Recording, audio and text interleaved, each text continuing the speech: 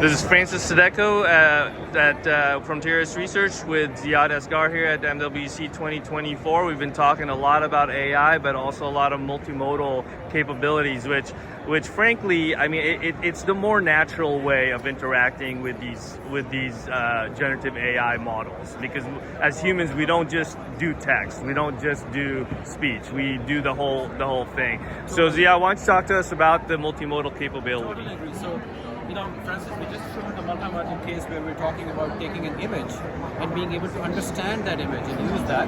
Well, now what we're doing is taking a very similar example, but in this particular case, we're actually taking an audio.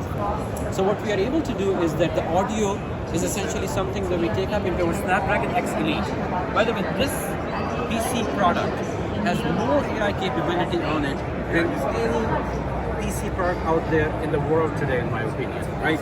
This has more integrated AI than anything out there, and that's why we're going to be able to do some amazing things on this platform. And what's that metric measured on when you say the most? Is it processor capability, memory? What is it? So basically, what it is the ability to be able to do more inferences per second for a given amount of moment than anybody else can. But see, what we can do here is this is the audio file.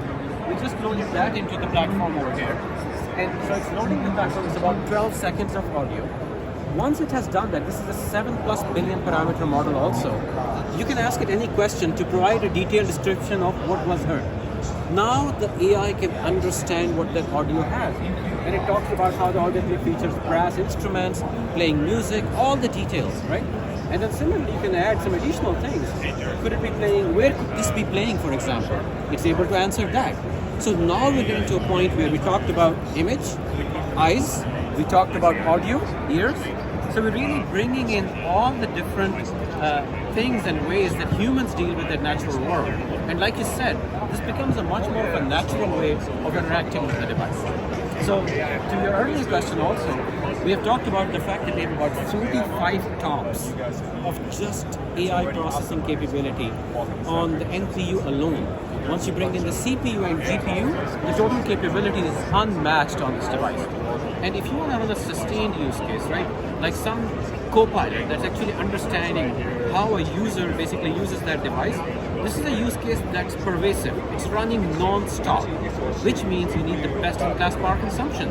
So that use case would run on the NPU. And that's how we basically proactively use the AI engine in the device, CPU, GPU, NPU, and then the ideal clock for each and every workload. But not to mention memory. And of course, memory is a great part, a very key part. You're absolutely right. Perfect. Thank you.